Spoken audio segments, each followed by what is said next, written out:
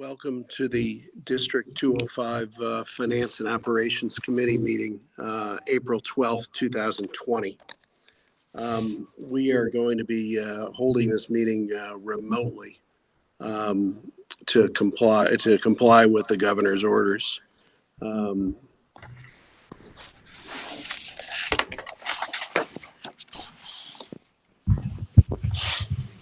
So first of all, Karen, are you on with us?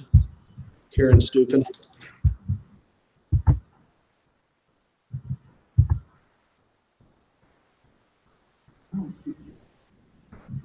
Oh, yes, she is. She's on.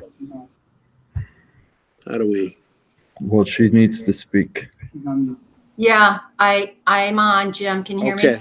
All right, great. Yeah, I can hear you. Thank you, Karen. I just want to make sure we had a quorum of the committee. Chris Kaczynski is not going to be in attendance tonight. All right, so next on the agenda is public comments. Dave Smith, do we have any public comments that have been submitted? Okay, so no public comments were submitted to the Bitly comment that was posted on the meeting announcement. So with that, the next item on the agenda is the approval of the Finance and Operations Committee meetings from February 3rd. February 3rd. Thank you, Chris. Karen, are there any edits that you want to make? Hearing none, then those minutes will stand as submitted. So now we have items A through M, quite an agenda tonight. So let's start with item A, Group 1 project update. So, Dave, we would like the PowerPoint for Groups 1 and 2 projects. And I'm going to turn this over to Todd Schmidt and Terry Fielden.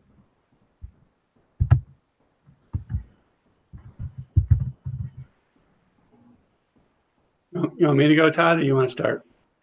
Go ahead. You can start, Terry.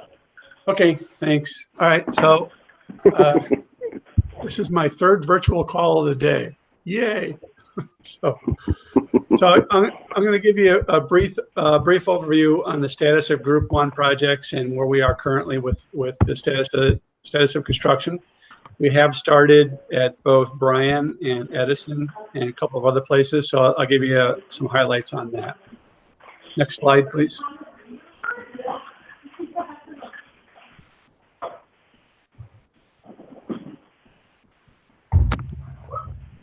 Can you go to the next slide?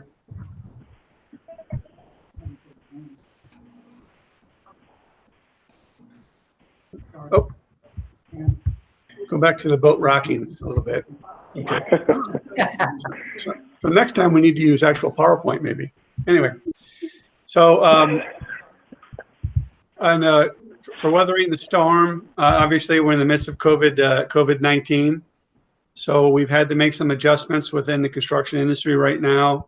We've brought out extra hand washing stations. We have to take greater precautions to make sure the workers stay separated by 6 foot and so forth. And we're going to be continuing to address that through the summer. We are also taking weekly updates on material shipments because that's a little subject to change based on state regulations and whether or not they can keep factories going. So we're trying to monitor that on a weekly basis, and we'll be updating Todd Schmidt and everybody else in administration as those situations change. Next slide, please.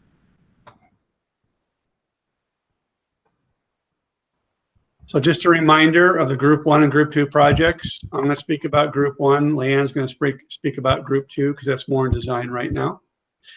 So for Group 1, we have Edison Elementary, which we've started, Bryan Middle School, which we've started, and the secure entries. Just to let you know, Fisher has an addition, and we broke ground on that foundation today as planned to be early before summer gets here. And we also just bid out the Emerson site work to increase the detention area and replace the parking lot, and that'll be up for board award. Next slide, please. So in Group 1 at Edison, There's a couple of pictures here is what's going on. You can see there's a lot of dirt exposed. We're doing site utility work, been clearing the site of the trees and shrubbery and so forth, building in the Hall Road, putting a temporary playground surface at the front of the school for the little kiddos to play.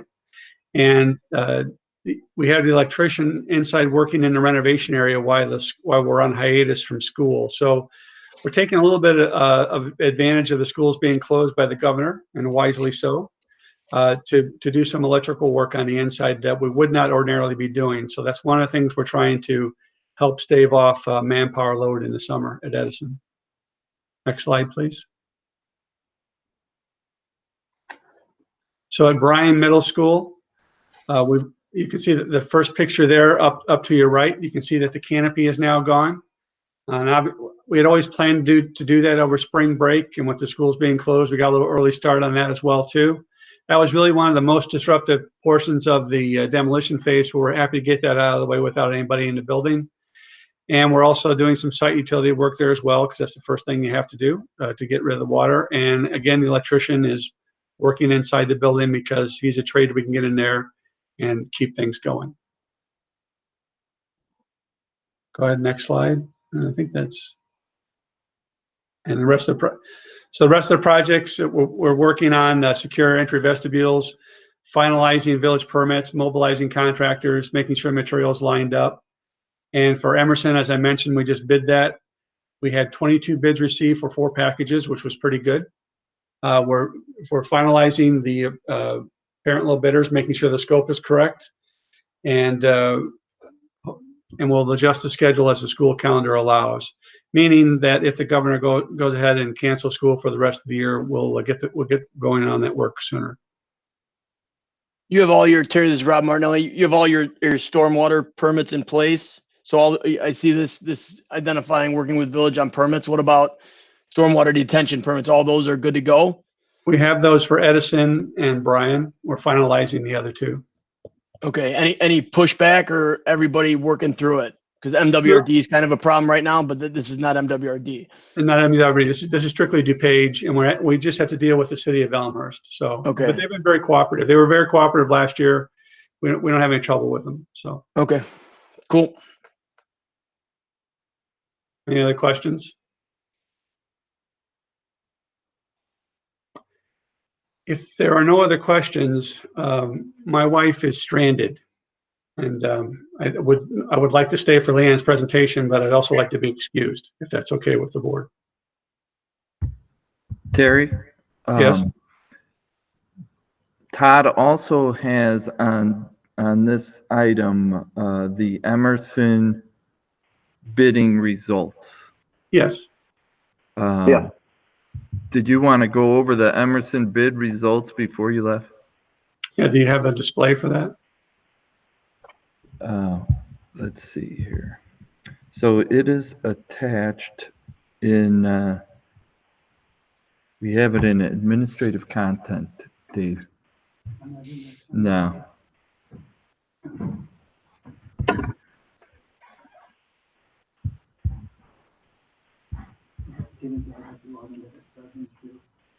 Todd, do you want to talk about the result? Do you have any, sorry, before we get off of that, do you have any furniture, do you have any furniture needs that are currently impacted by this? I mean, Terry talked about the weekly check-ins on construction. I know some of the furniture vendors out of Michigan extended to the 30th today, which, there's some library shelving impacts. I don't know the extent of all that furniture, but I know a lot of school districts are having furniture issues because no one wants to guarantee anything right now. Well, with the furniture right now, we don't have any issues with the most of this furniture that's coming in for these Group 1 projects is office furniture. So we submitted the purchase orders to Midwest Office Interiors. They haven't stated to me that there's any backlog on it right now. We submitted those orders about 2-3 weeks ago.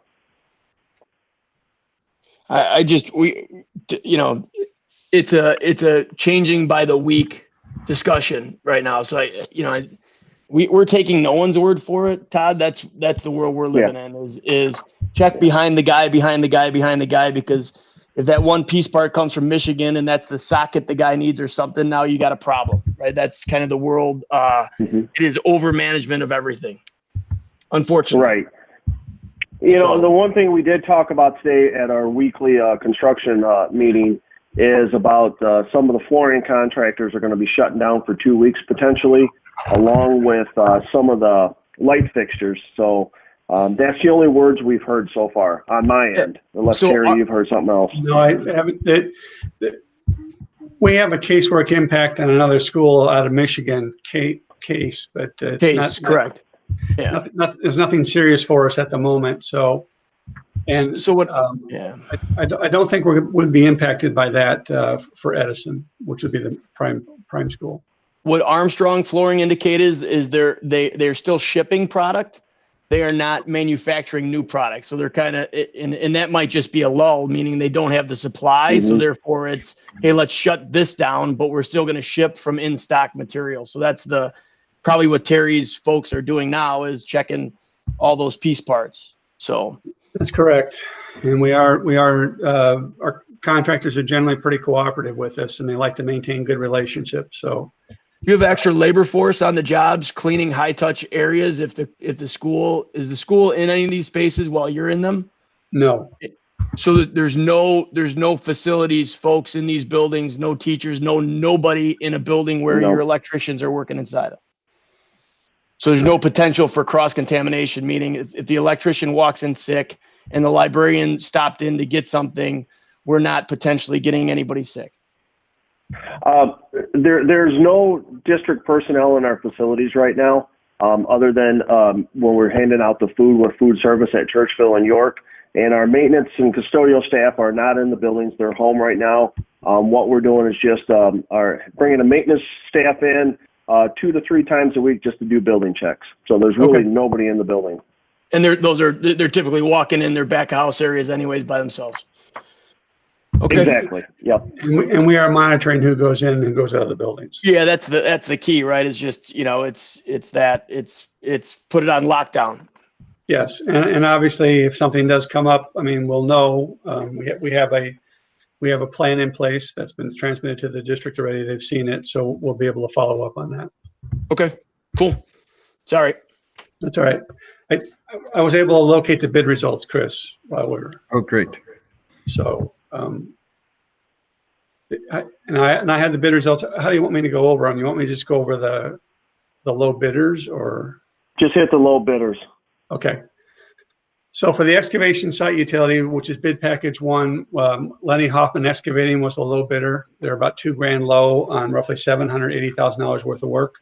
We have quite a bit of experience with Lenny Hoffman, and they are currently under contract for Edison School.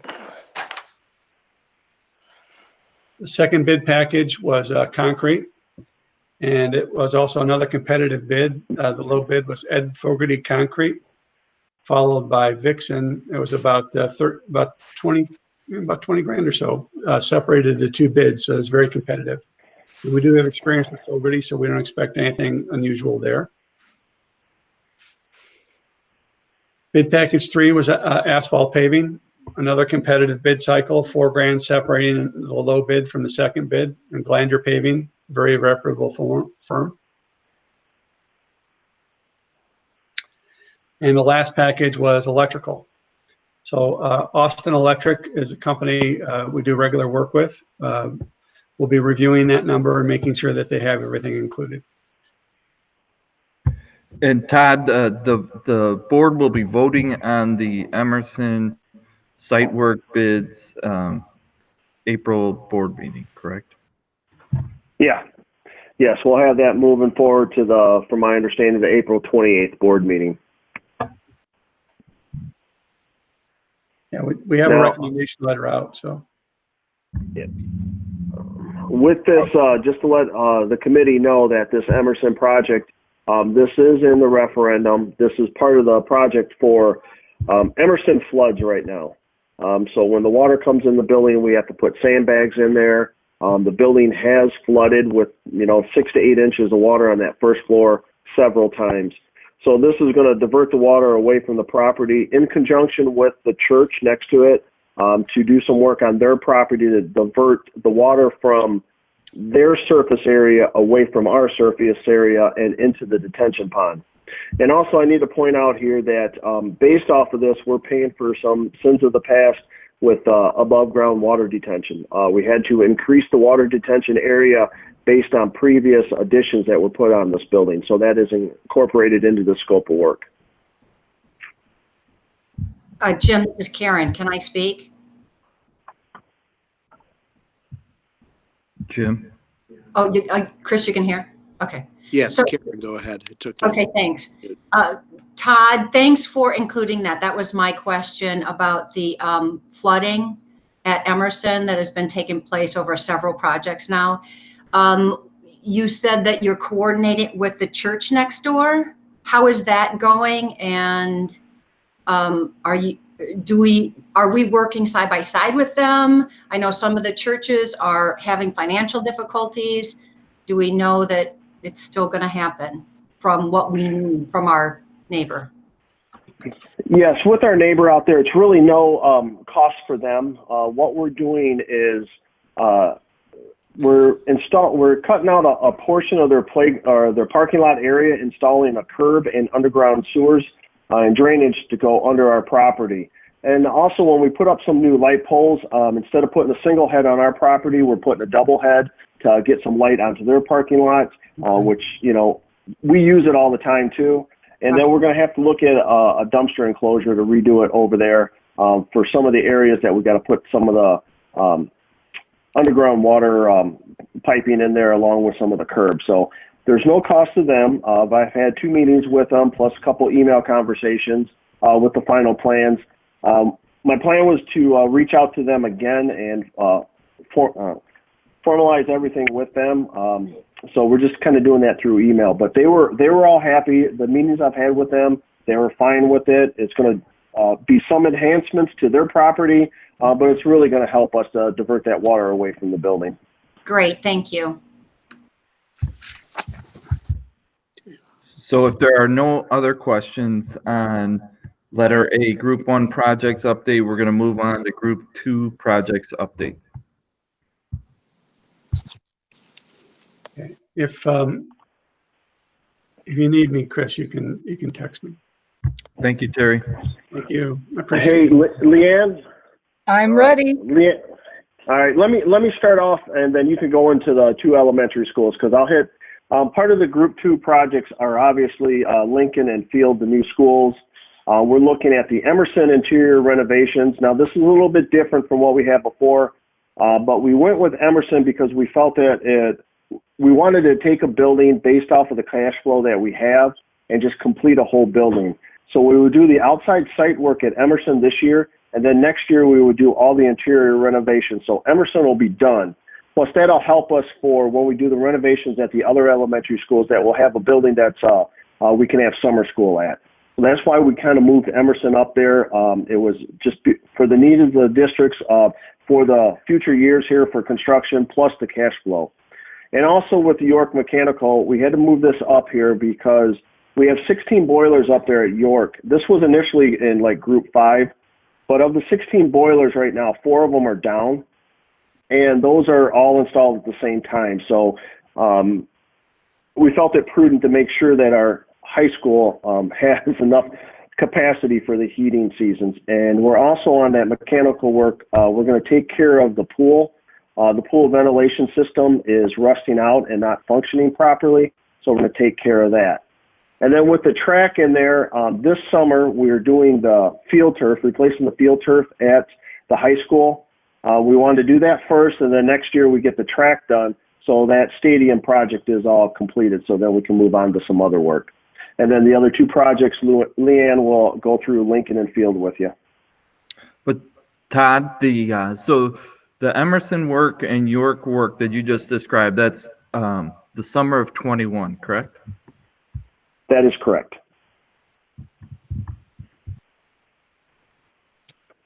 Okay. Leanne, it's all yours. All right. Good evening, everyone. Many of you haven't met me yet. I'm the Vice President of Architecture, and I'm taking over working with the Elmhurst School District upon Terry Moller's retirement last month. So I've had a couple of weeks to get to know the project, and I'm very excited. I've been working with most of your staff and district office personnel before we started COVID. So I have been through some of your buildings, and I've been into the district. So I'm very excited. Lincoln and Field are well underway in our office. Some of the items that we've taken care of, we had a workshop, luckily, before we were all on stay at home. We had a workshop with the district administration, the school leadership, and the principals, who were very, very helpful in developing their program of space needs for both Lincoln and Field. We're developing conceptual plans and site plans for both of the schools at the same time to make sure that we're hitting on the budget together, and also to make sure we have parity of programs and offerings at both schools. So you'll get to see those floor plans and site plans at the April board meeting when we present a full presentation. But the progress is just wonderful. The team has been working so well, and the staff has been so helpful, and the administration, that I think you'll be very excited when you see the two designs. As we said, Emerson Elementary is underway. We've started working on that scope, and we will be talking to that principal and group there shortly, as soon as we can arrange a Zoom meeting with them. And the same with York. We're underway, but we're working with the district to see how we can access the building to take a couple of measurements on some of the mechanical units with our engineering staff. So everything is cooking, and we're very excited at the progress. Do we have a Leanne? This is Rob Marnelli. How are you? Hi, Rob. How are you? Good. Long time no talk. I know. Good to see you. Nice to see you too. I know you have it buried somewhere, but do you have a milestone design schedule chart? Because my fear is that Next slide. I think it's on the next slide. I think you should have it. Yeah. It's just right now it's harder to get going on stuff, right? If with a little bit of a technology bind, and that's my fear, is, are we losing any time that we're going to have to gain back later on, because it's going to be harder to get to decision points that you need to do your job? Amazingly, we are not experiencing any delays. We've had several Zoom meetings, and the technology is so great.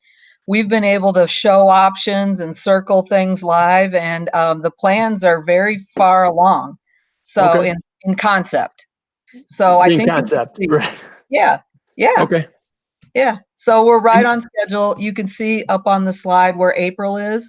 We're right in the middle of Lincoln and Field. We're right at the schematic design, right where we need to be. Okay. Cool. So no roadblocks yet? No roadblocks yet. We'll certainly work with the board and your administration after the 14th to see, what the process is for any public commentary. But the technology is really working out well. Okay.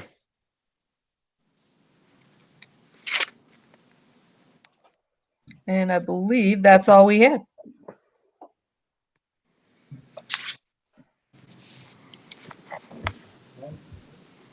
So a quick question Yes. is, on this chart, it shows the football turf being built this summer. I thought I said somebody said that was next year. No, the football turf, replacing the existing football field turf, is this summer. Next summer would be the track. And then also next summer, there's other turf out there with the IGA, with the city, on that center area in front of, just south of the building for the underground storage water detention. So that'll be turf there. Gotcha. Thanks for the clarification. All right. Any other questions regarding group 2? How's that IGA working? Is that like a root canal to get it through, or you're projecting you got plenty of time to get there by next year? Because those can be painful. Yeah.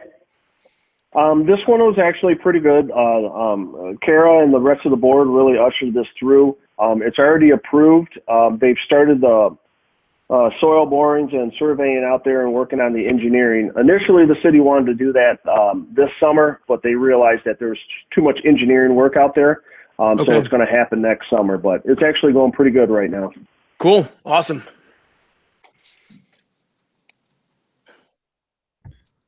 All right, so if there are no other questions about Group 1 and Group 2, we will move on to Todd is going to discuss the flooring contract.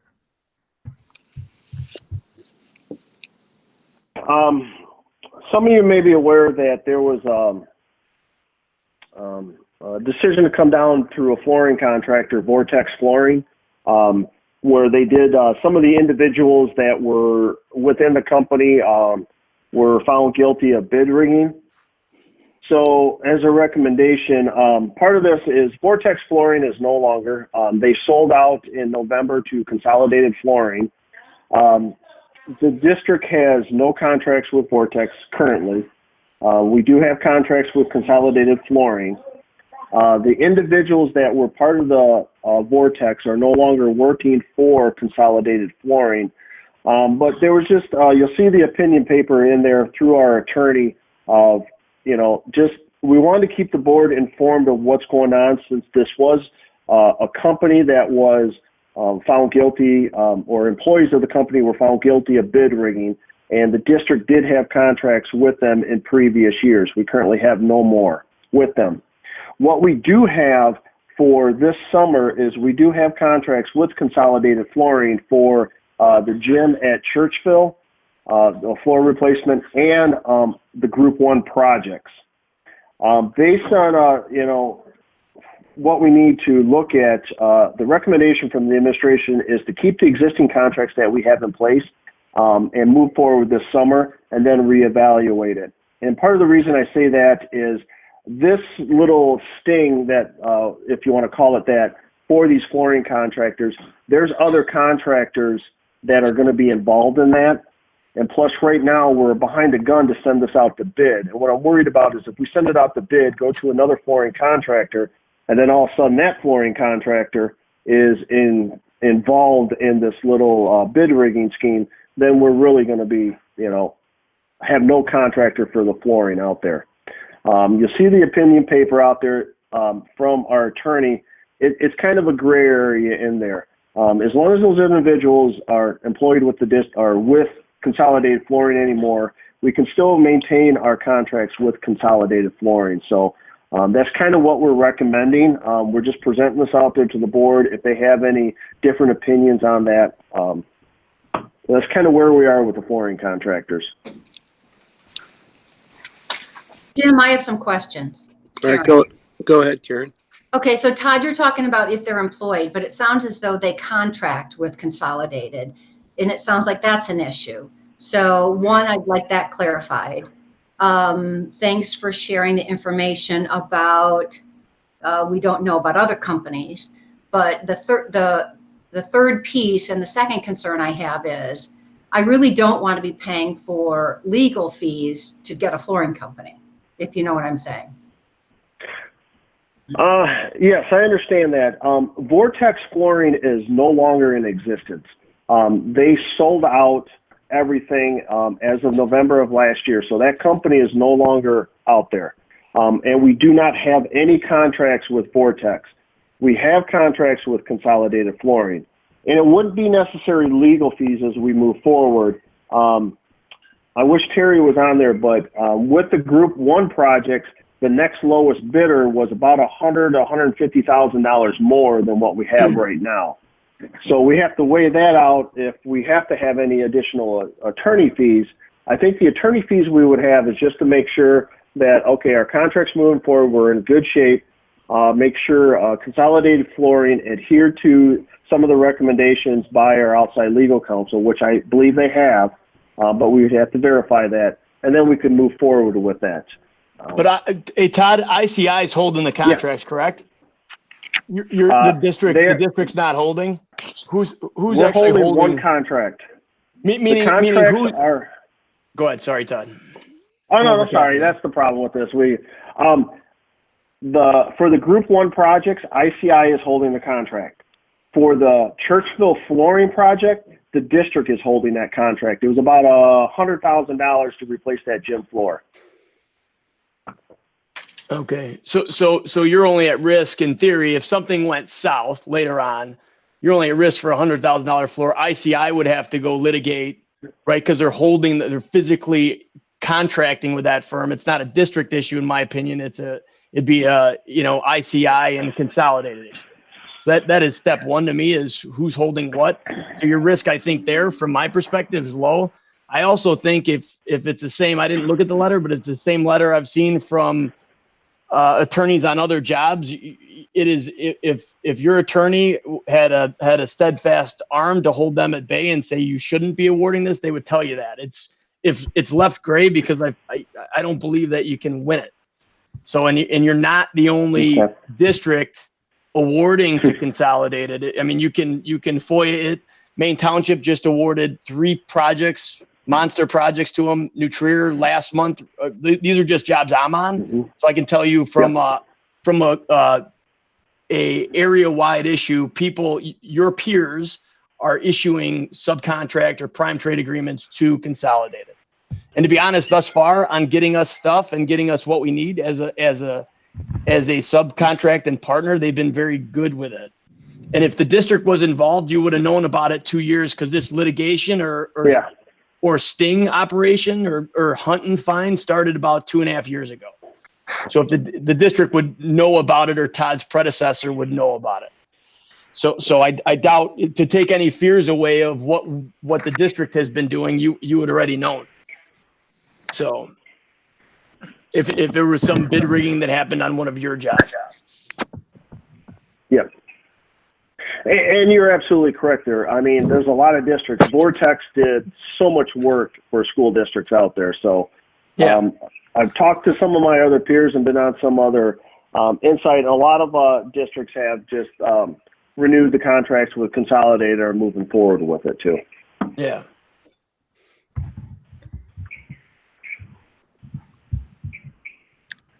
All right. So that's pretty much all I have on that one. It was present everything out there, give you what the administration's recommendation, and just to see if there's any questions.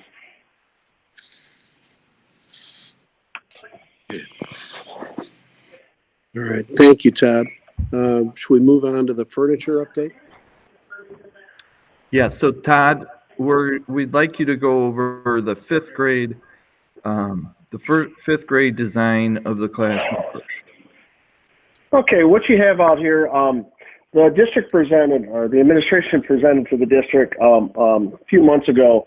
We're looking at a furniture upgrade plan, along with everything else, with the referendum work, with our life cycle plan. We're also looking at to refresh our furniture in our elementary schools. So we spread it out over 5 years, 5.5-ish years, to do a grade level a year. This year, we're starting with 5th grade classrooms. So as you can see on that screen right there, this is of the individual 5th grade classroom, room 210 at Fisher. This is what they picked. The process we've been going through is we have an interior designer, Annie Egler, that we've been working with to standardize on our furniture throughout the district. We had her contact, meet with the principal and the teachers out there, give them some conceptual ideas of what the classroom will look based off of our standards that we have. We're giving them choices within a box of standards we have. So what we're trying to stop is individuals going out to Amazon or going to Walmart, just picking up furniture and putting in their classroom. We're coming up with appropriate furniture that's for flexibility in the classroom, that's solid furniture that has good warranty, that's going to last. So as we go through there and we meet with the principals, we meet with the teachers, we give them this choice. They start designing the classroom that they would like to have in there. And a lot of the teachers, as you can see on this one, they're given a lot of different types of flexible furniture, where they got some high tables out there, they got some low tables, they also have some comfy seating that they use for reading sessions and things like that. Plus they have a little bit lower, it's about 16 inches off the ground tables that the kids can sit there and read. This is really more in the concept of the flexible classroom to give the children of the different options within there. So you'll see this on here this is the 5th grade. We have all the purchase orders in right now. A lot of this is Han Furniture, Frank Cooney, VS, Fleetwood, KI. It just kind of shows you what we're doing and what we're putting in the classrooms here for 5th grade for next year. The teacher desks are much more mobile and Good point. and can be moved around the room, and all of this furniture can be set in a lot of different formations. But you don't see the big blocky teacher desk in the corner of the room like you used to. They're mobile and the lots of different sizes and heights because all the kids like a variety. Hey, Todd, I have a question for you. What is the warranty on a lot of this furniture?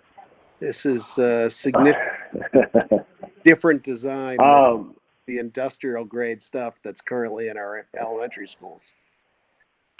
Excellent question. I don't have that on the tip of my tongue right now, but for the individual pieces that we have out there, I can definitely get that for you from our interior designer. Thank you. Is this furniture all, for lack of a better term, battle proven? Yes, it's a lot, and a lot of the furniture is VS, which is very popular with school districts. It's good furniture. This stuff will last the test of time. It will. Okay. I have a question, Jim. It's Karen. It's probably more for Dave Moyer. Go ahead, Karen. Okay, thanks. There's two perspectives. One, this is for every 5th grade classroom for next year? Well, the way we tried to scope this out was to take a look at how we were going to do the new construction and then figure out a way to bring everybody up to speed over a period of 5 years so that by the time the new buildings were completed, everybody would be in a similar situation. And Todd came up with the plan and in conjunction with Chris and built it into the budget. And we've had some adjustments, some minor adjustments due to the addition of all-day kindergarten. But essentially, we decided to do a grade level at a time, and the decision was to start with 5th grade. So it's not the new construction is included in the referendum FF&E. So we're not going to get the new furniture for the buildings where there's already going to be new furniture purchased. That'll get purchased when those buildings are completed. But otherwise, the idea is that we were going to bring everything up to speed one grade level at a time, and that would kind of allow a soft enough budget hit and a timeline that would make it so that we could have all of the buildings relatively equitable at the same time that all of the new construction is complete. Okay, and does this include the District 205 Foundation and PTA possibly supporting it financially, or no? Well, this was part of a district plan. We presented it to the board, but we are going to probably come out ahead a little bit as a district due to some generosity from some PTAs. Because, for example, in the case of Edison, they don't want some classrooms not done when their building opens or other things like that. So some of these building PTAs are trying to help contribute. Another example is I don't know exactly how this shook out. Todd and everybody's been involved in this conversation, but Brian wanted to do something with furniture, and we talked with them and thought about the idea that doing the media center there would impact all kids. And so we had them pick out furniture that was going to be consistent with what the new schemes for, the new schematic designs looked like for the media center there. And that if they contribute to that, that might displace some money that we had already budgeted there that we could accelerate or repurpose for other areas. So Todd, I don't know if you want to elaborate on that, but and Karen, I think I addressed what you're asking, but I'm happy if I didn't hit the mark to further elaborate. And I think that Todd is in constant communication with the principals about furniture. That seems to be on everybody's mind all the time. So if you want to add some additional details that I missed, please feel free. No, I think you hit all of it there. Outside of the fifth grades for the two new schools and Edison, which they're going to get in the referendum, any new classrooms that we build is included furniture. So we're, like Dave said, we're looking at all the other buildings that don't have that furniture included in that referendum work. Okay, I have two questions that are related. So do I understand it correctly that the teachers are choosing what furniture they want in the classrooms? Yes. Initially, we sit down there, like if there's 3 fifth grade teachers or 3 kindergarten, we'll have a meeting with the teachers, all of them in there, and get their input. And then what we're doing is once we finalize everything, we're sending it back to the teachers and say, is this what you wanted? And they go, yes. And so they have input of how they want their classrooms situated along with the principal. There's some things that the principal has overridden, or they wanted to stay consistent. But yes, the teachers do have input on their classroom furniture. Okay, so Dave Moyer, this is probably more directed toward you. I'm thinking about the situations where teachers are moving from grade to grade or, building to building or classroom to classroom. I guess the classroom to classroom at the same grade level, it might not make a difference. But are we, right. I assume what we're doing is clearly communicating out to our staff and the union, right, leadership, that this is how it's to work. Yeah, well, you kind of read my mind. I was anticipating that this was where you might be going a little bit. And I just, I wanted to add on to what Todd said. There are district specs. So they have to, they have some choice within some district guidelines. And there were some interesting conversations that emerged periodically where we said, that's not going to happen. And part of the reason is for reasons that you, I think, are referencing, which is you might not be at that school for the rest of your career. You might not be at that grade level for the rest of your career. You might be retiring in 3 years. This is part of the long-term district programming. And so we did have to work through some of those things, but Todd and Chris and the principals were very good about meeting with every single fifth grade team across the district to get their input. And where we had some, some areas of disagreement, we were able to work through them. And in some cases, we had to kind of be a little bit more directive in some of our I don't want to call them negotiations, but but I think ultimately in the end, everything landed in a good place. Great. I really like the way that you phrased it, where it's district, so we're part of, of one unit. So that's great. Okay. Thank you. Sure. Kara, you have a question? Yeah. So I guess in light of, the situation we're in now and a lot of cleaning, I'm looking at those beanbag things and that I'm just curious, are those washable? How durable are they? They're not looking industrial, just, if you could speak to that a little bit. Some of those are washable. They're pretty durable. I'll be honest, anything you put in a classroom with a kid in there, who knows how long it's going to last. But, we've had some samples in the schools here the last year or whenever we had school last time. So they work out pretty good. I mean, are they going to last 20 years? No, but they're really, it's a good quality. They're manufactured well, and the kids really do like them. Believe it or not, they love that type of furniture out there. So especially when they're sitting there with their Chromebooks or whatever. So, Yeah, I guess so. I mean, I guess just, because we're in this situation, which is, different than how we started the school year, just keeping, I'd hate to see us put a lot of money into something that would end up being almost disposable because it wouldn't be able to be cleaned in the same way.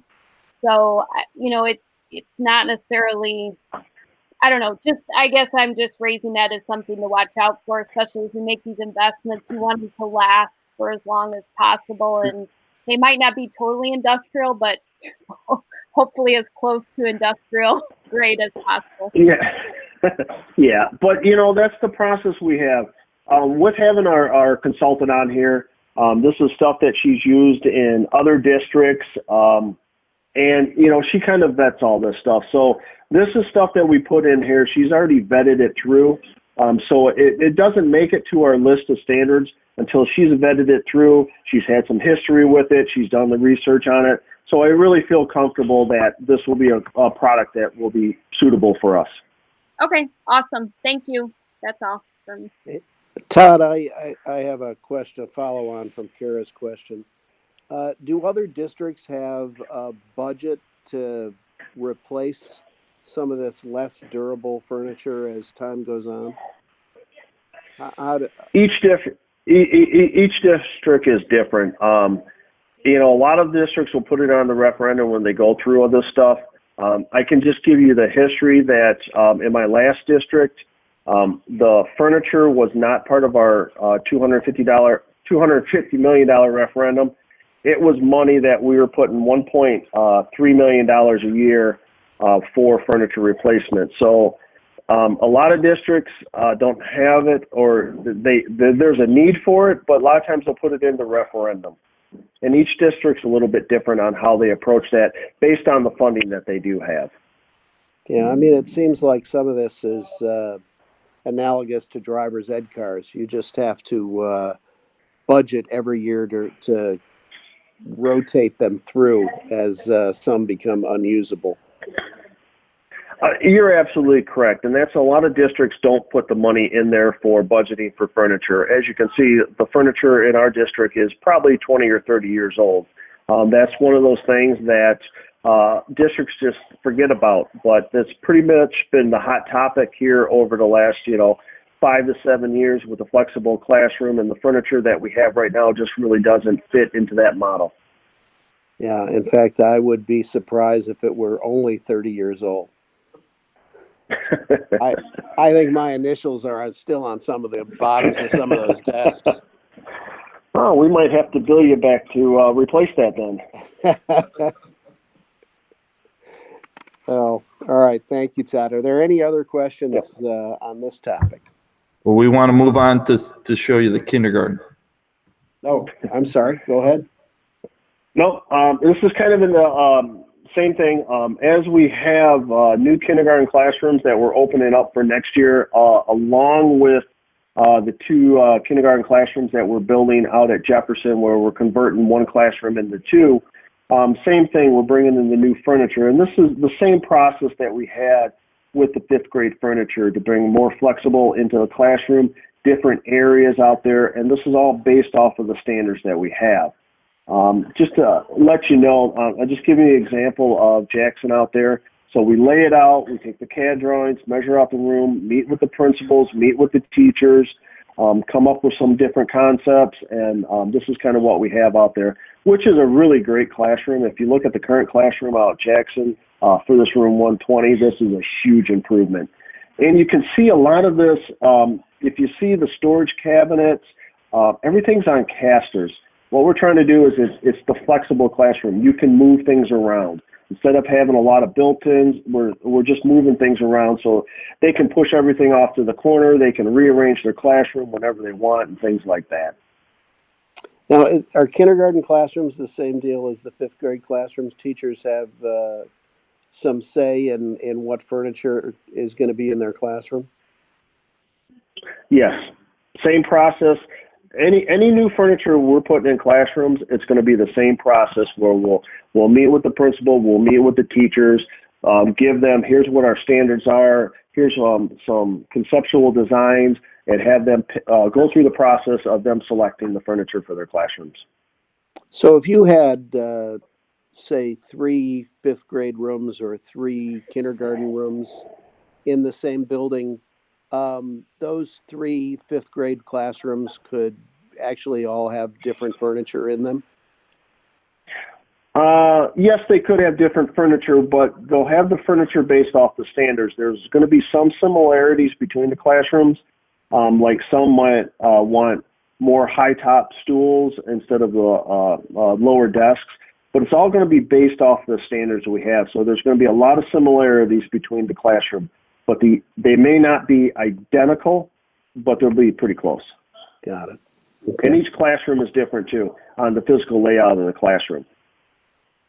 Because when we look at these, we're not going to put the furniture in there that the room can't support it, because some of our rooms, they're not all the same size, especially in their older schools. So sometimes we have to make modifications on what we put in there based off the standards to make sure that it can fit within the classroom and they still have some flexibility in there. Got it. Okay. Any other questions regarding furniture? Yeah, Jim, I have one quick question. So Todd, it sounds as though new schools or new classrooms are pretty much just square, 4 walls and everything in it. There's no bookends anymore and everything's just movable furniture. Is that it, basically? We have, not quite. We have some built-ins, and with Edison on some of those, what we're trying to get, excuse me, is that teaching wall where we have the interactive monitor, and then we have some casework around it with the sliding board. So there is some casework in there. It's going to be a combination of both. But everything in the new schools is going to be based off of our current furniture standards. So White is working off of our current furniture standards and using that furniture to put it in the new classrooms at Edison along with Field and Lincoln. Okay.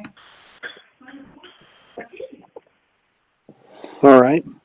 Anything else on furniture? Should we move on to facility rental fees? We should move on. Let's go. All right, letter E, facility rental fees 2020-21. This is similar to what we've done in the past. We've increased the rates by CPI, which is 1.9%. There really wasn't a whole lot of other changes other than the 1.9%. There was one change that had to do with the time that groups can get into the building. It seems that they keep arriving earlier and earlier than what is scheduled. So we changed the language to you get in at the time that you booked for, as opposed to 15 minutes, 30 minutes beforehand. So that was the one language change. Other than that, it's a 1.9% increase. Okay, Chris, and Jim, the only question that I had is, it should be page 5, where we're talking about scheduling. Can you help me understand I'm not sure I understood the page. Well, it says page 4 at the bottom, but it's page 5 5 out of 18. It says reservations. So what's going on with the reservations, Chris? Just a bottom line. Right. Nothing new, just different dates? Just different dates. So it's in mid-July every year, so we got to get the right dates in here. But the mid-July, we're doing from August through May, Okay. and then in March, they reserve for the summer. Okay, I got it. Thank you. All right. Anything else on That's rental it. fees? Okay. So, Elizabeth, sounds like we're up to the update on the bond market. Yes. Elizabeth, are you ready? Can you hear me? I can. Yes. Good evening. Thanks for having me. So, Chris, if you want to flip through to the first slide, we've got a 5-year history of interest rates as represented by our AAA municipal market data index, as well as treasury bond rates. And rates look very low as they are. Let's go to the next page. Here we can see since November 18th, at the time the referendum was passed, where interest rates were. Those are the interest rates we used in our estimates to the community. Then where we sold the first bond issue July 23rd, 2019, last summer, which was for, I believe, 60 million.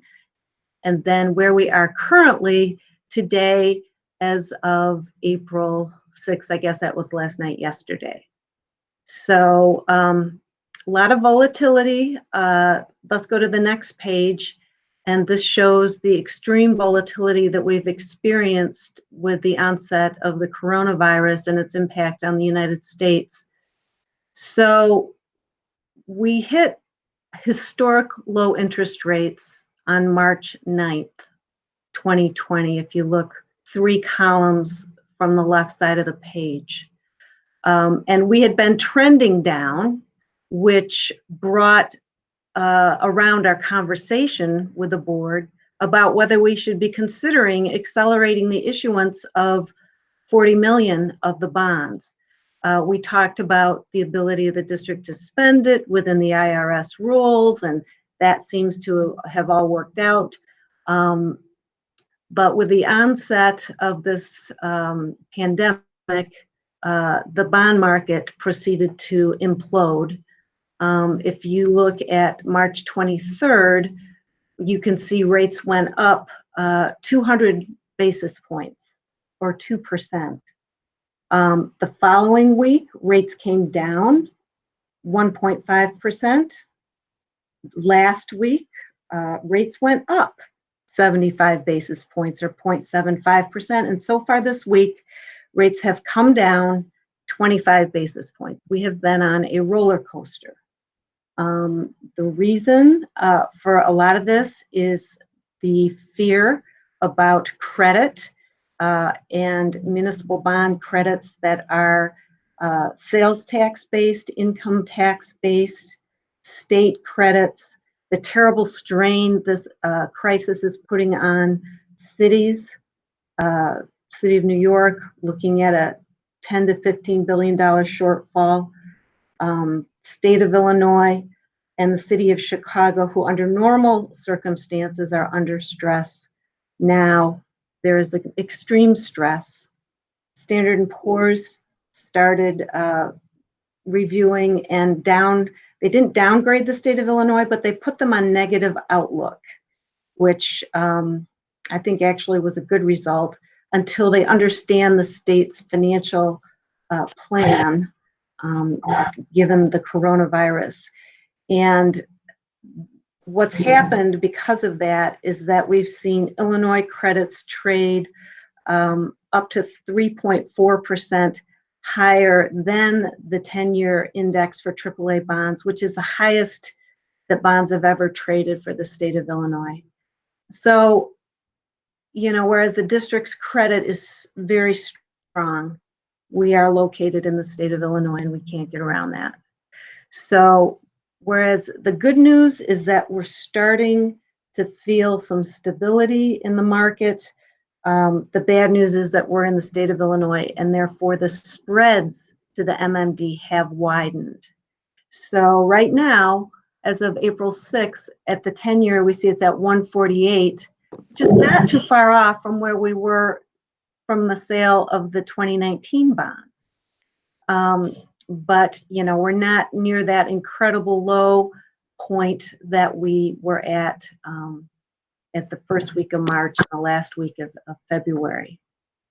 So this page 5, if you can go to the next page, Chris, shows just kind of in graphic form, you know, where we were on Monday, March 9th, the lows of the low, and then how we went up so dramatically the following week. And really what happened is some of the largest funds that own municipal bonds sold. In fact, over a 2-week period, holders of bonds, funds, and large investors sold over 28 billion of bonds. And the only way the market could absorb that was for interest rates to go up to try to find someone who would step in and buy those bonds.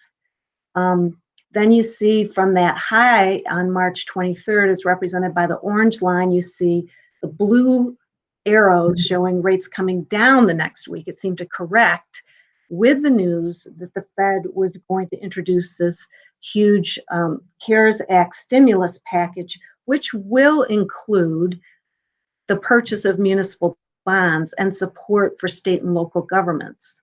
The details of that are not really known yet. So there is some uncertainty around that, but that was certainly welcome news to the bond market. Since then, you can see some of the bounces up and the bounces down. It's like a ball that's bouncing as it's like slowly oscillating to stop. We hope it's going to stop soon and we're going to find some stability and some footing here. But certainly this means higher spreads for Illinois credits. So if we go forward from there to the next page 6 is our promise as of November 2018. And it looks at the various things that have been promised in terms of the tax impact of the $168.5 million to the owner of a $500,000 home, and the tax rate and the refundings. And so this is kind of our benchmark. And the only thing that's different here is that we did update the EAV and the CPI increases, and the August 19 issue is now finalized in here. Or no, it's not finalized in this chart. I apologize. It's in the next chart. Please turn to the next page if you would, Chris.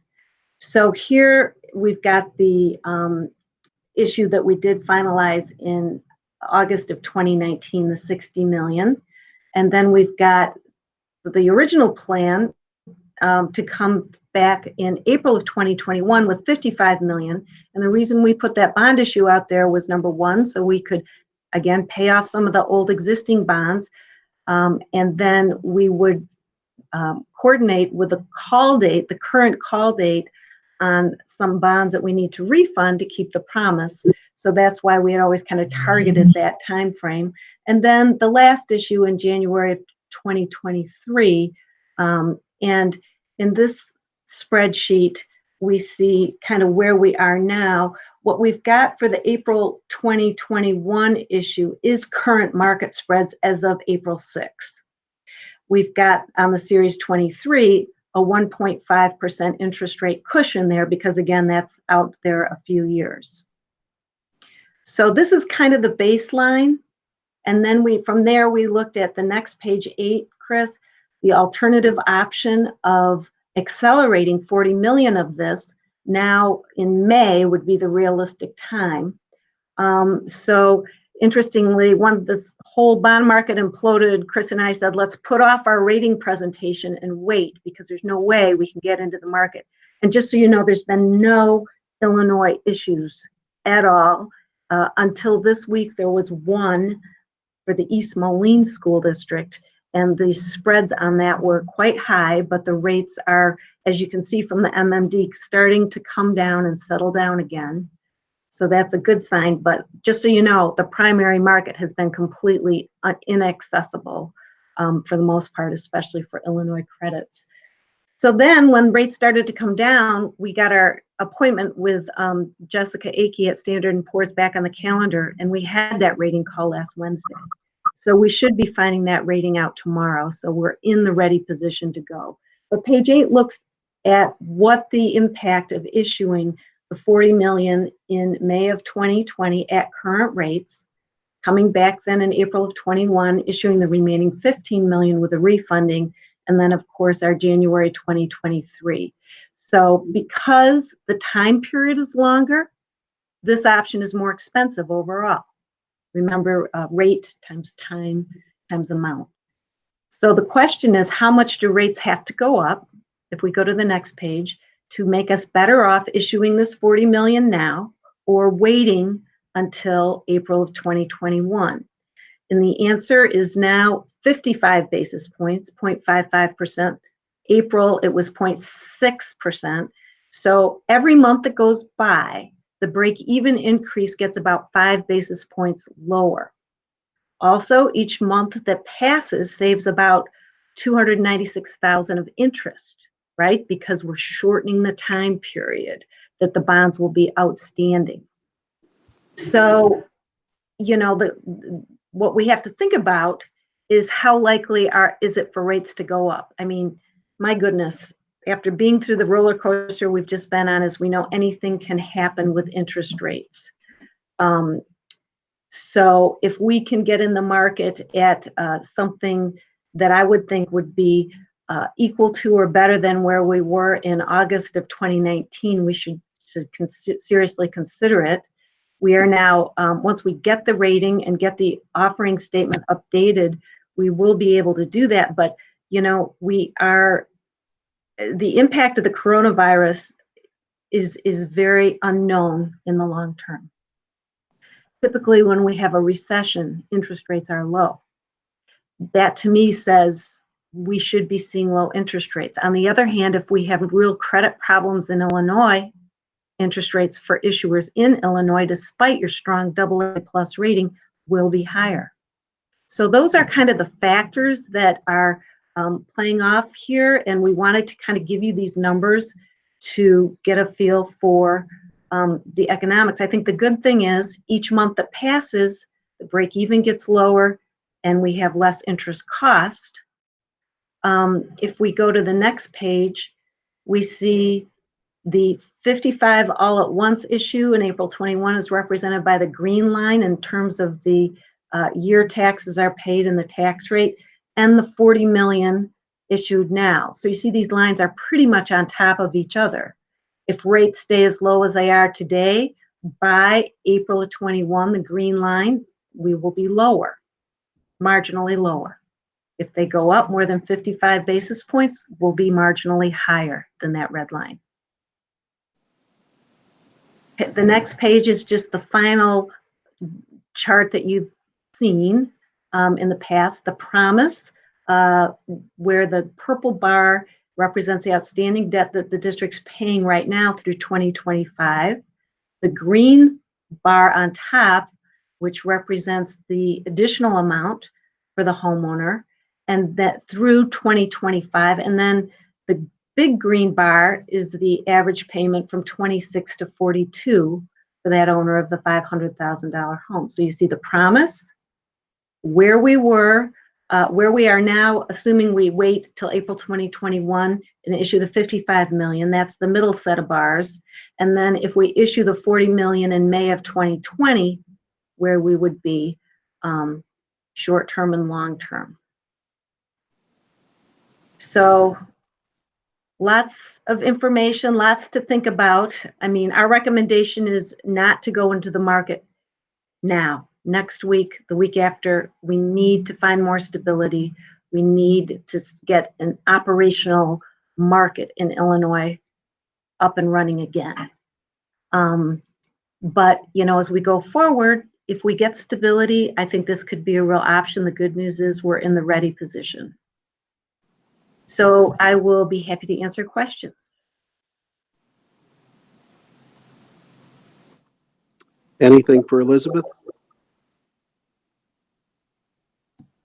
Well, Jim, I don't know if it's Elizabeth, you, or whatever. I mean, it's Karen. Just kind of what I was thinking is, I'm not sure that if we're looking at this slide that Chris and Dave have up, I'm not sure we want to do the alternative option, right? I mean, that's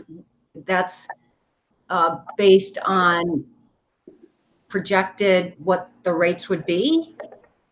That's based on the rates for the 55 million in the middle option and the 40 million in the option on the far right as of today.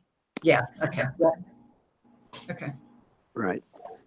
Yeah, clearly, it's not in the taxpayer's best interest to go to market, in the next few weeks. But Right. the situation we want to be in is we want to be able to take advantage in a market that has such volatility. We may find ourselves like we had found ourselves on March 9th, but we weren't ready to go. Right. Whereas it would be a substantial advantage to our taxpayer to issue early rather than our scheduled April 21st. I mean, imagine being in a situation where, like the school district that did issue, they needed the money. They had to issue, and they had to pay the price that the market would bear. I'd rather be in a situation where we can take an advantage of the market when it presents us with an opportunity to lower the expense for taxpayers. Yep, I'm with you. So the credo here is just let's be ready, Yeah. but we're not obligated to do anything. Correct. And that's great. We don't have to feel the pressure. Yes. In any of these schemes, this is Rob Martinelli. In any of these schemes, the 26 through 40, the promise for, if I'm reading this right, I just want to make sure I understand this. Either option, the 26 to 42, we are bettering what we promised the taxpayer, correct? In the original, in the 55 million in April versus the 40 and 15, which is a good story either way. So in either case, split it or don't split it, you're in a better, you're looking to be long-term in a better position. Correct. That's the plan. Yeah.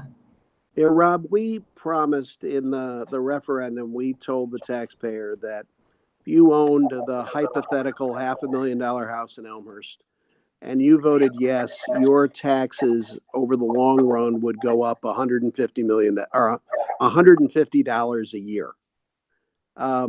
By having taken advantage of the market when it presents us opportunities, we've gotten that tax increase over the 25 years down to, Elizabeth, do you have that number? I don't have it. It's substantially less though. Yeah, it's like 70 something. Yes, right. I thought it was 73. I didn't. Yes. Maybe it's 75. It's like amazingly lower. Right. So half, right? If it's 73, it's, Eastern Right. Illinois math, as I like to say, that's half. That's fantastic. Okay. Yeah, So either way, being ready, you're ready to be in a great position. Exactly. And the closer we can get that number down to zero, the better off everyone is. Yes. Absolutely. Okay. So we're still on target with being ready. And then we still have Chris Welton, you, Jim, Elizabeth. Can't remember if the board president has to sign off, and so we can, if everything is, I'll call it the sweet spot, then we execute. Otherwise we hold because we have the time to do that. Exactly. Okay. And if we do nothing, all we've lost is the ratings fee from S&P. Okay. Thank you. Thank you. Elizabeth, thank you very much. You've done a substantial amount of work in this presentation. Thank you, And Jim. Good to see you all. You bet.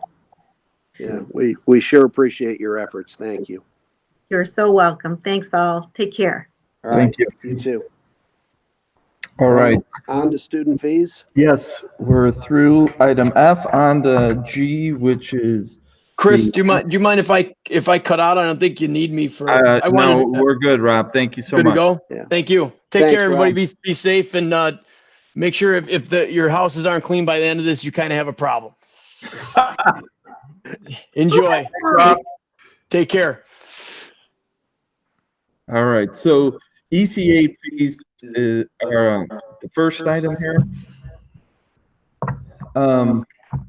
As you know, the student fees are for consumable supplies in the classroom, textbooks, resources, and this year we have new resources in science, and that has caused the increases at the pre-K, kindergarten, and grades 1 through 5. So that's the $14 increase. and the $14 increase for kindergarten and pre-K, and the $10 increase in 1 through 5. Those are all due to the new science curriculum. 6 through 8 stays the same. We have an increase in cross country from $20 to $30, and then in basketball from $125 to $150. That's based on the cost of those programs going up. And then the credit card fee that we used to charge, we are going to eliminate that because RevTrack, we're not using RevTrack anymore. We'll be using PushCoin, where PushCoin charges the financing fee direct to parents. And so that's the pre-K through 8th grade fee. Any questions on that? So Chris, what's the expense for cross country? I mean, I know it's only $10, but what has increased? Well, the cost for cross country includes stipends primarily, stipends and officials, and I mean it's gone up $10. As the boys cross country per student cost were at $25.27, and the girls cross country was at $35.57. That's 25% of the net cost per student. But the stipends are the same, or are they increasing year to year? They've increased. Is it based on CPI? If I recall, it's contractual, right? Contractual. Okay, I'm just curious. I mean, all these others should be stipend, right? Related to. I wonder what the methodology or the process behind, Well, how do things get decided that they increase versus others, et cetera? Well, you divide by the number of participants, so that's a big factor as well. So if your number of participants goes down, then your cost per participant goes up. Okay, that makes sense. Thank you. All right, so then we're going to move on to the York fees.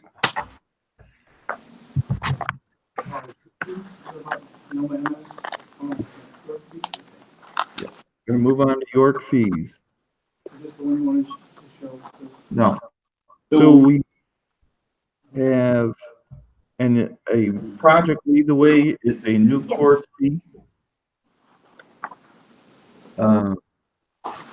$30. That is for consumed supplies in the project Lead the Way classroom or courses.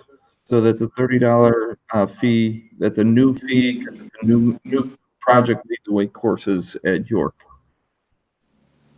Again, we've taken out the $3 processing fee because we are using PushCoin. And then as far as athletic fees, we had to switch around some of the tiers. Some sports have changed tiers, and then we had an increase to the fourth tier. The fourth tier is the most expensive sports per student. So that's going from $250 to $275 based on the costs per participant. So it's the athletic tiers are 100, or the proposed for 2021 are 100 in the first tier, 155, 200, and now the fourth tier is 275. And those are really the only changes at York. The one thing that I want to just touch on here is it was suggested that we eliminate the instrumental music fee at 150. That fee started during the EPERT process. And the rationale in EPERT was that the middle school was charging 150. So, and the reason the middle school was charging 150 at the time was because of the before school every day. And so then York made it 150, but now the school has lowered that fee, and we still have 150 on here. So we're proposing no change, but it was brought up by the York administration that we should eliminate the 150. So you But that just would brought be it to our a attention, but it has, Go ahead, Karen. I'm sorry, I didn't hear the last thing you said, Chris. It would just be a reduction in revenue streams. Okay, so you're bringing that to our attention, but that decision has not been made, right? Nope. I just wanted to make sure that I let you know that the discussion happened. Okay, thank you. Hey, Chris, Yes, is there any impact with the spring sports being canceled? that's a Is good that gonna question, affect? Gordon. I'm glad you brought that up. I wanted to get feedback on that. The IHSA has not canceled the season yet. I'm sure you read that in the Daily Herald as I did. The IHSA is waiting for a decision on the end of school before the IHSA decides whether to cancel, I guess, the IHSA tournament in the spring. So we have taken the position where that parents don't owe that fee at this time. When I was talking to you about it earlier, was to get feedback on at what point do we say there will be no fee in the spring.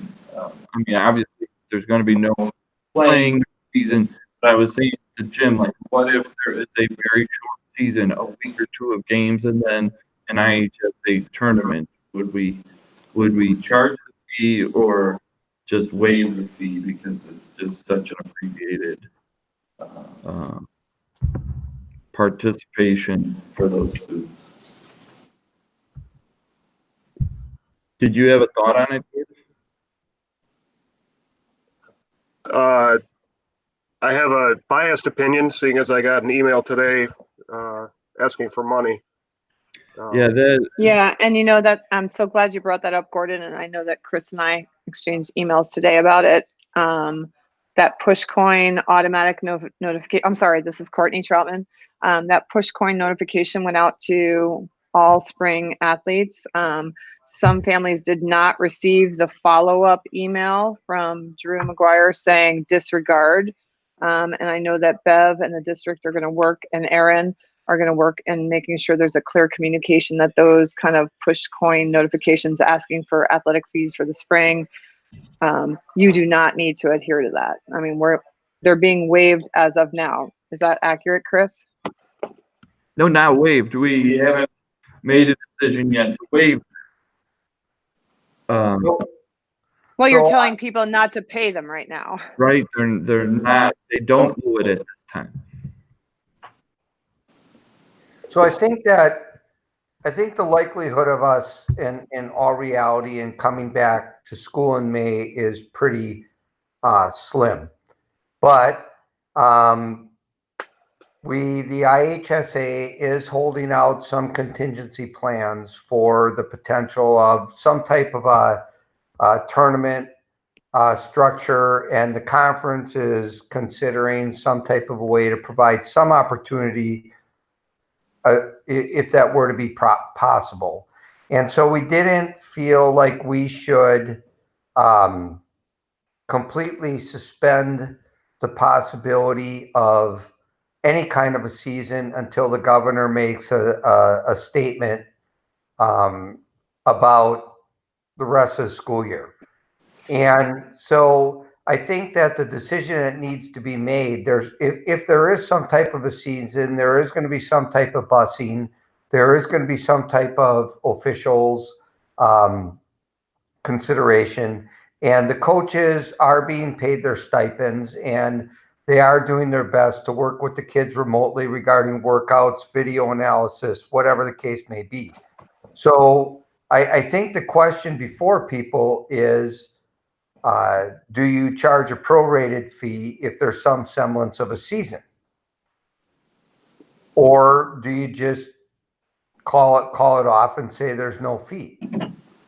And do you want to do that before you know for sure if there is going to be any kind of a season or not? Do you want to make that decision, like immediately, or do you want to wait till we know more? I mean, I think those are like the two hinge points to decide what you want to do.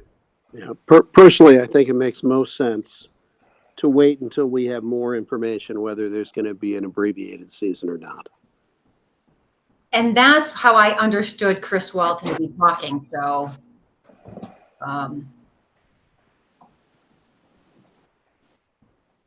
yeah, if I missed a little bit, I apologize. I've been jumping in and out because we have a domestic abuse thing that I got raked into here.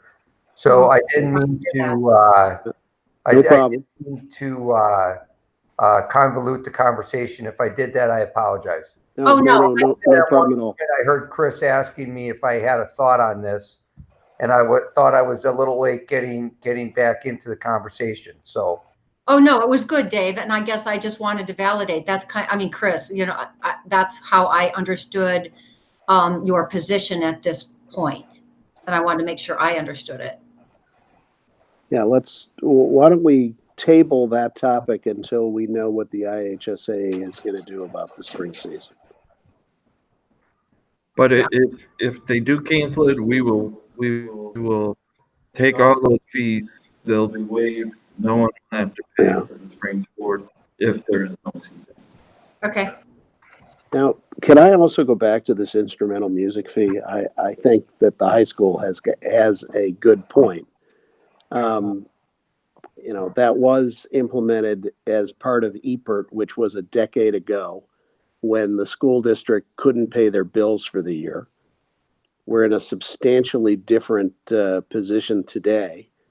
And the middle schools have eliminated that fee. Or reduced it. I mean, I think it makes a lot of sense to eliminate or reduce it at the high school as well. Our parents complain often about how much it costs to send a kid to high school today. And I think that would be a way to lower that cost by reducing that fee.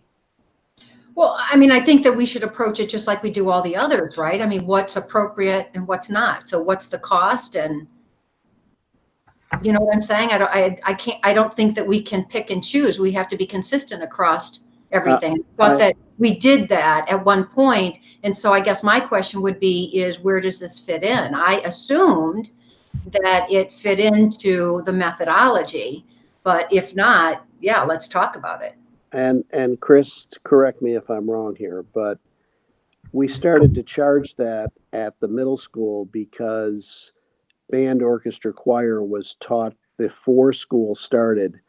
And the idea was that it fell into the same category as any other extracurricular activity. And now that we've moved band, orchestra, choir into the school day at the middle school, the idea of reducing that fee is because it's no longer an extracurricular activity, it's during the school day. At the high school, those kids, not only is it during the school day, but it's a graded class. So the idea here was it was an extracurricular and it's not. So I think, Jim, that we are all speaking the same language on this one. The fee at the middle school level was initially designed to cover the cost of the stipends. I'm not 100% sure what the rationale was to support the fee at the high school level. I don't know if any of us was, Chris, when we had these conversations, if I recall, I'm not sure if any of us was ever able really to exactly pinpoint the connection between the high school fee and and the rationale. But The maybe I'm rationale wrong about was to match it to the middle school. That was the rationale in the EPER process. And the middle school had 5 days a week before school for an hour. And they had busing costs, and they had the cost of the instruction before school. And now they've reduced that to 1 day a week. Is that right? Adrian, is that right? 1 day a week? Or 2 days? I think they meet before school. 1 day a week. So we've reduced that fee to $30. At the 4th through 8th grade, the instrumental music is $30. Reduced from $150. So can you come back to us with what is the $150 for the instrumental music for the high school? I mean, is that equipment? I mean, instruments? Well, Karen, I think historically the way Chris explained it was the high school didn't have a fee. When a fee was implemented at the middle school, we implemented a fee at the high school just to match the middle school.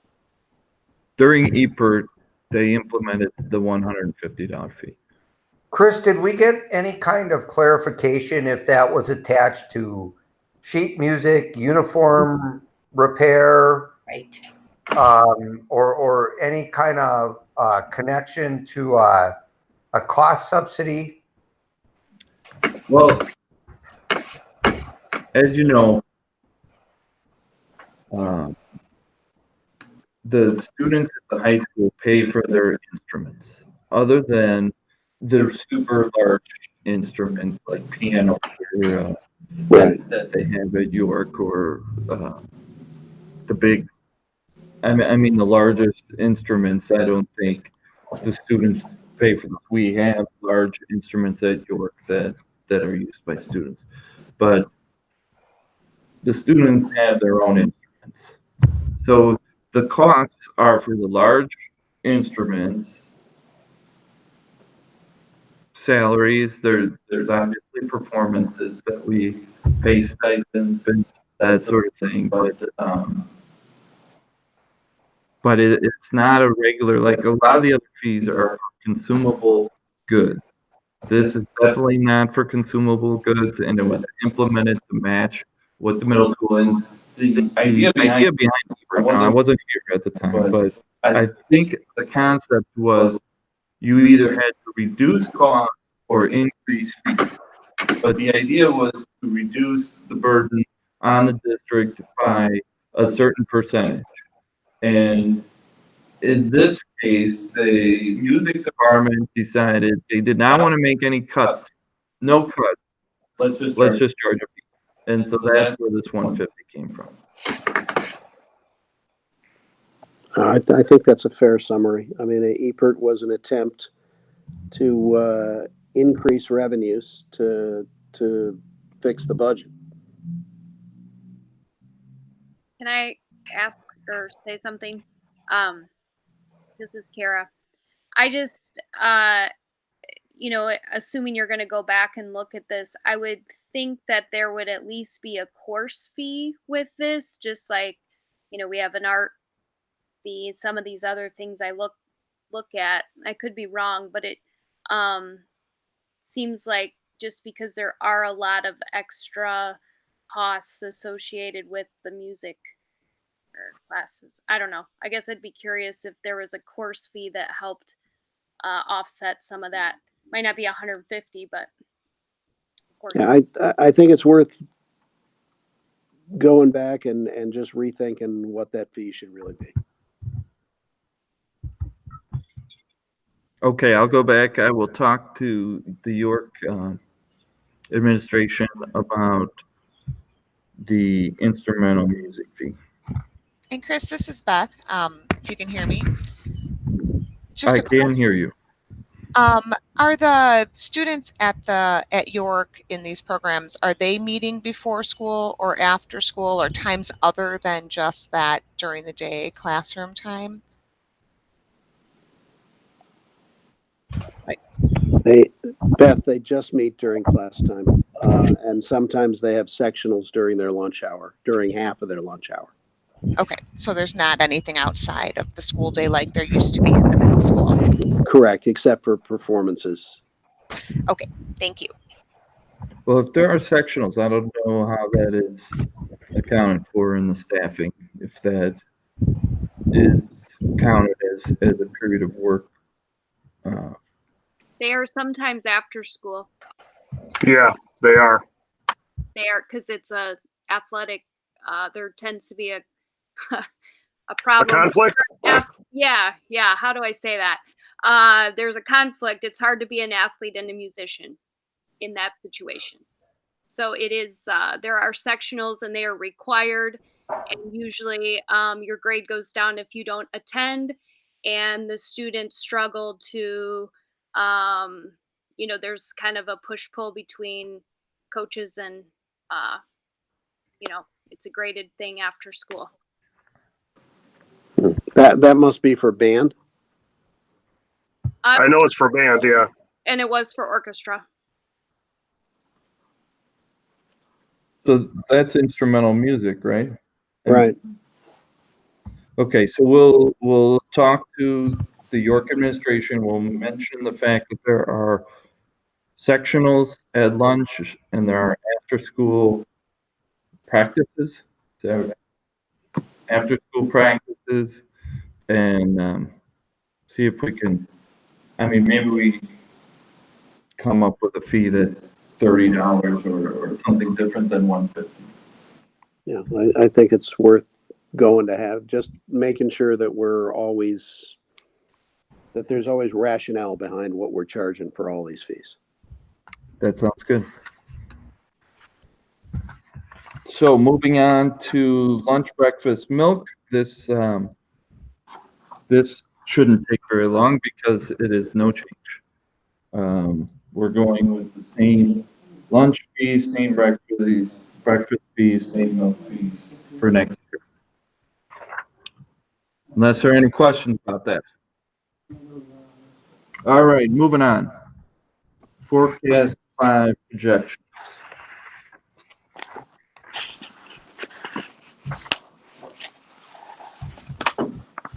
So the front page, there's an asterisk there, disclaimer, projections do not include the referendum revenues or expenditures.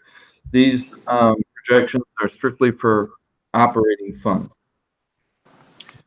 The first slide talks about our mix of revenues, which we are 84% property taxes, 3% federal, 7% state, and then there's the other, which is 6%.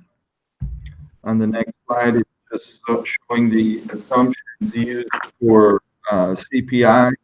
Next year, CPI, this last levy was based on the 1.9. 2.3 is for the next levy in December. And then we use 2% moving forward.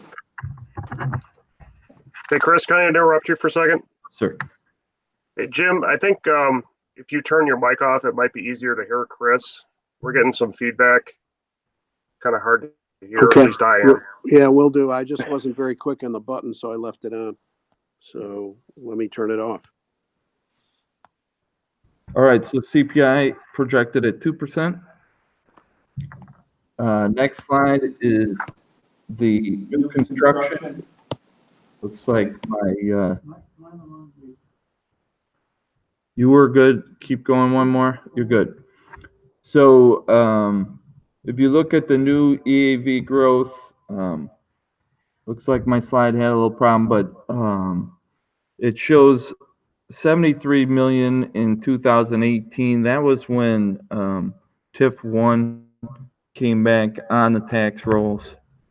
So that's why that spike happened. This 2019, we were at 42 million, which was better than expected, for which we just got that number. That is fresh number that I just got from DuPage County, 42 million. I was projecting 35 million, so or 34. So that was better than expected. Next year we do have a TIF coming off. That's TIF 3 over by Portillo's. Whole Foods there. That TIF is coming off next levy. That's worth 8 million. So that is why I was actually projecting new construction at 22 million with 8 million for the Portillo's TIF.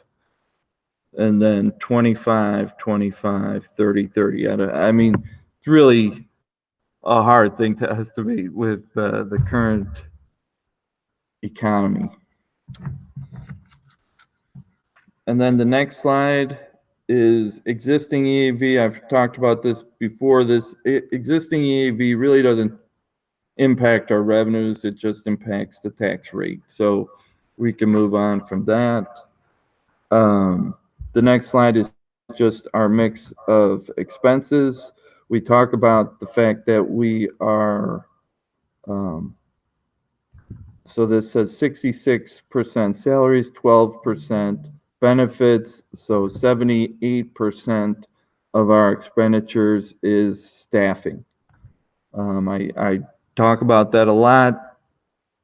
On the revenue side, it's all property tax, or mostly 84% property taxes. On the expenditure side, we're almost 80% staffing, salaries, and benefits. So our key expenditure assumptions, the current contract is through the end of next year. And then it will be subject to negotiations after that. We have in this model projection 13.1 FTE for next year. And then 1 in 22 and 23, 4 in 24. That's a lot of, so in the 13.1, it's like 9 for ADK, all day kindergarten for next year. And then with that additional 4, we have some additional all day kindergarten coming on after we build Lincoln and Field. But we also were projecting an additional EL teacher each year, or in these projections. Benefits 7% per year. Chris, can I just mention something that we are down in general ed staffing this year. The EL and the special education is up a little bit, but that number is largely due to all day kindergarten, which is cost neutral. So we actually did a pretty good job this year. It doesn't necessarily look like it. But the slight increases that are beyond the all-day kindergarten are due almost exclusively to EL and special education. And then, so health benefits, we increased at 7% per year. We've been doing a lot better than that. I mean, that 7% is a trend. It is a conservative number. We've been beating that. I should knock on wood though, right? And then the last other expenditure is consistent with prior assumptions. That's where we do a lot of CPI increases in a lot of the line items, but tuition, so that's outplacement tuition is a higher percentage increase in the assumptions. So that's really all I have to say about the assumptions. Then when we get into the projections on the next slide, you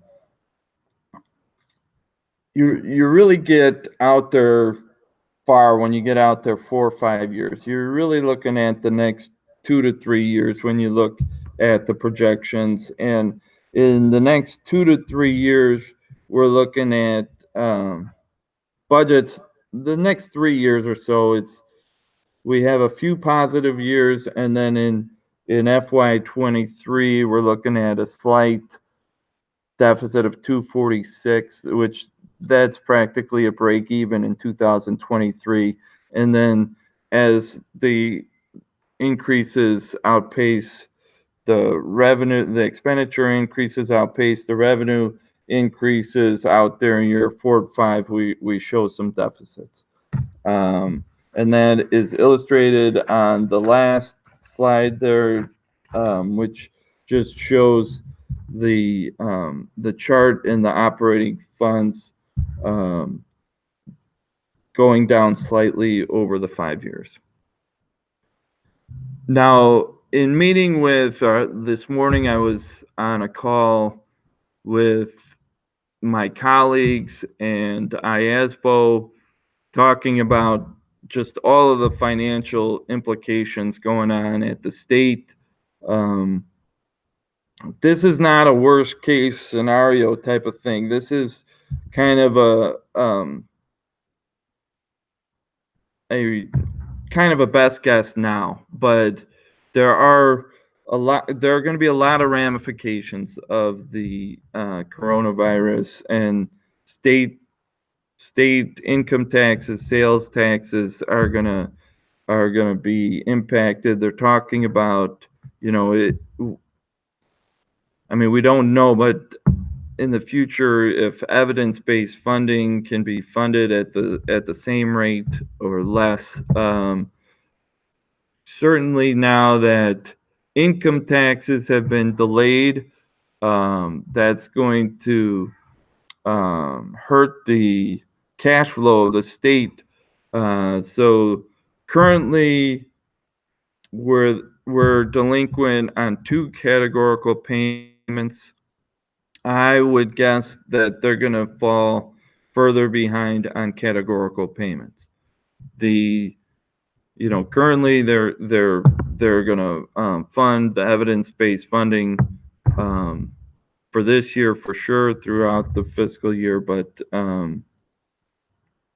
next year is certainly it's going to be tough for the state moving forward.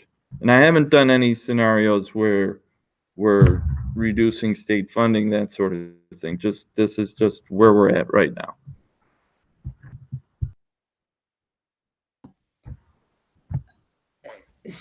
Thanks, Chris, for saying this is where we are and clarifying. Thanks for thinking about, we at some point, maybe sooner rather than later, look at or keep in touch with what's going on and how it impacts us, and do it soon enough that we can make wise decisions earlier than later. Like, what do we have to cut back on, or what can we slim down, or, can we look at things, providing education in different ways in a lot of different areas. And I think that that's smart. So thank you. Because those were the questions I was thinking, is the way that the state has been moving toward communities like ours, or counties like ours, where it's going to be more and more locally funded education. We need to make sure that we understand how can we provide the quality of education that the community is used to, and we need some runway if we need to do things differently. Do you know what I'm saying? Yeah, Karen, I'll even throw in a tangent to what you're saying here. As Chris Welton says so many times, our expenses go up faster than inflation. Yes. And if we were to rely solely on our PTEL cap on our property taxes, we would be eating into our reserves every year. It is the new construction component that provides us that cushion to actually have a small surplus every year. Once that new construction goes away, and many economists believe we are in a recession right now. Once we see the effects of that, we may see in the next few years that new construction number coming down substantially. In that case, as you say, Karen, we need to start discussions about what can we do without. Yeah, and be creative, you know, like we said how many years ago, we're not going to continue to increase FTE. You know, we're looking at different ways of doing that, but we've seen, we've invested on different things, but we've also seen FTE increase. So, you know, there's just things like that I really think that we need to begin to, for sure, think about it. So that's why I wanted to say thanks, Chris. But I think maybe in the short, you know, even in the near term future, we need to have some of those discussions or have the data, you know, or prioritize, like how do we begin to look at various different parts of the district, and, you know, can we think differently, and what does that mean, especially with all the transformation that we're doing. I agree with you, Jim. We cannot continue. I mean, EAV is not going, new growth is not going to, it's not sustainable. I mean, we cannot continue, we can't make decisions as though that's the norm. We saw that not work in Springfield, right? Right. With all the guarantees that they put in place as though it was going to be the 90s and the boom, like the economy never dips. And I don't want to be a district that thinks like that. We haven't all the time that I've been on the board. And so I think that we, you know, that we need to continue the conversations and the thought process that we have had traditionally since I've known 2011. We always want to have the runway. We always want to be thinking ahead.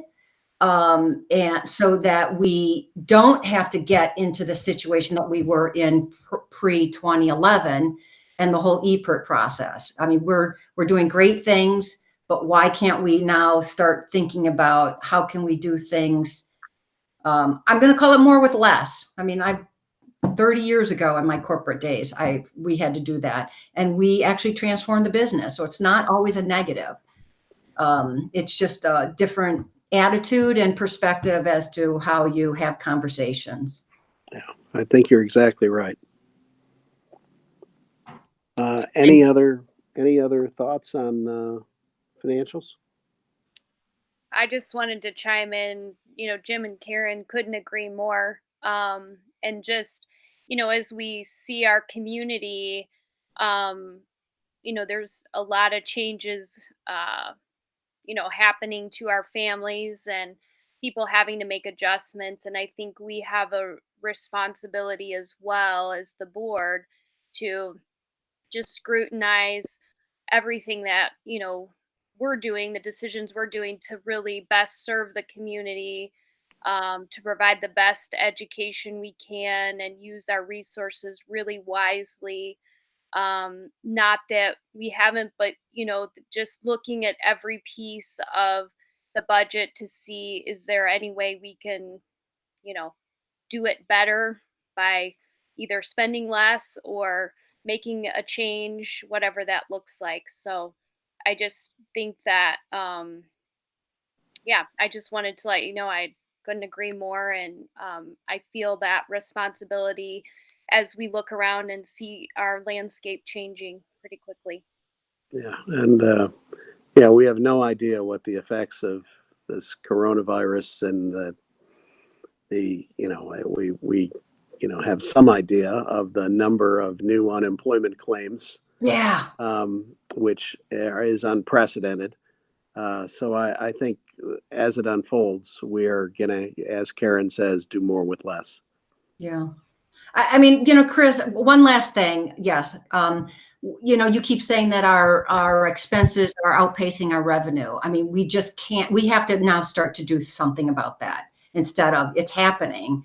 But how do we now, with a runway, start actually making decisions so that that's not the case? Because otherwise we are going to be in an EPERT situation. I know too many people that have lost jobs and they don't have an income. So we're going to be hit. And so I think it's just smart for us to start thinking about it. I mean, even having conversations about how do we do that? Right. Agreed. Agreed. Let's be realistic about the economic situation, and let's start talking about it. Anything else on our financials? Then how about we move on to the activity bus replacement plan? Okay, so the activity bus replacement plan, when I came into this district, we had a 2006 activity bus, and then the rest were all 2001s. We bought them all at one time. So we've been trying to replace at least one per year. But this year, we took one out to bid. We had a vendor working with us on developing the bid specs, and that same vendor was the only one that bid. So we did not feel comfortable taking that to the board because of a single source bidding. So that money was budgeted and not used this year, but we think we should replace 2 next fiscal year. It's just a cash flow thing where we didn't spend it this year. We had budgeted for, but these 2001s are getting older. Now, I'll say this, that the activity buses, we don't put a lot of miles on these activity buses. They are used for, we have 2 at each middle school. Is that right, Adrian? 2 at each middle school, and then some at York. But they don't have a ton of miles. They're not like our cars that we use. They don't drive a long distance. So, and when we replace one, or when we purchase one, we have our maintenance staff assess the condition of our fleet, and we trade in or sell our worst condition bus. So the ones that are left we have 3 2001s left. Those were, the best of this fleet. So we're going to replace 2 of those 2001s in fiscal year 21. And so then the last 2001 will be replaced in fiscal year 22.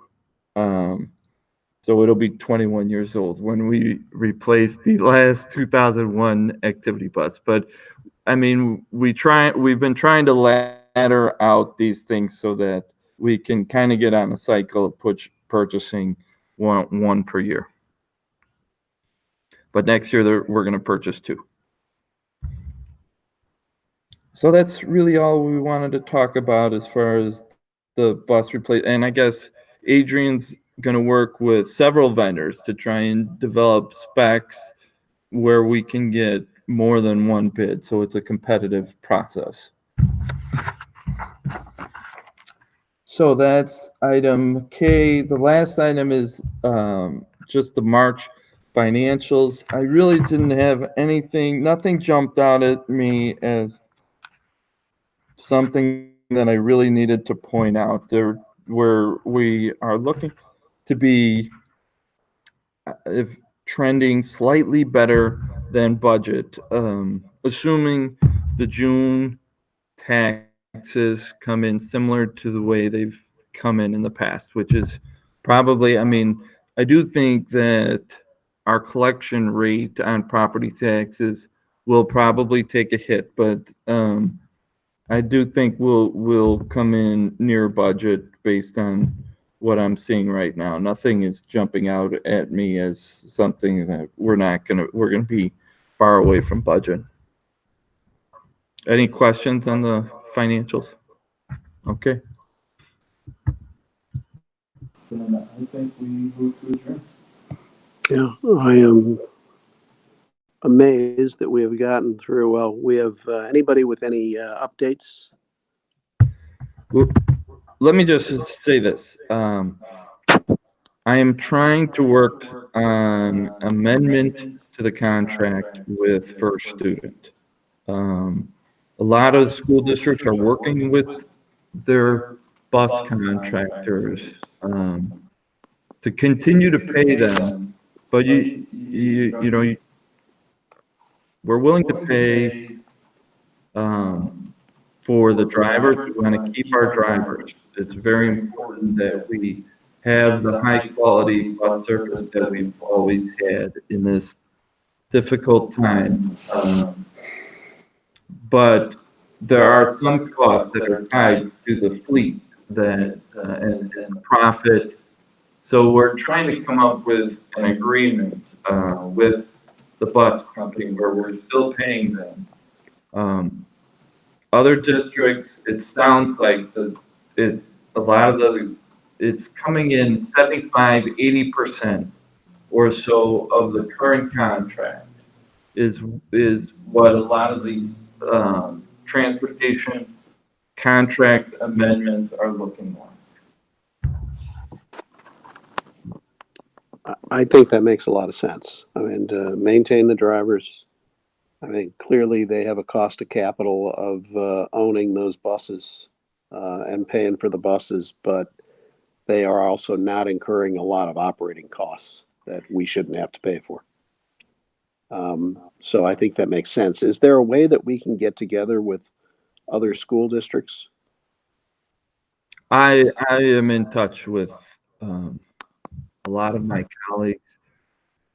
We're all kind of in the same boat trying to work out something. We have our lawyer reviewing the contract languages, contract amendment languages. We're trying to work out something that's fair and still we're protected. So that's ongoing, is working with both of our busing contractors to try and get an agreement with them. I think that makes a lot of sense. So yeah, please keep us up to date on that. And that's all I have. All right. Any of the board members have any updates? All right. Hearing none. The next item on our agenda is adjournment, and I am actually pretty amazed that we managed to go through this agenda in 2 hours and 5 minutes. So thank you everyone for attending. Much appreciated. And with that, this meeting's adjourned.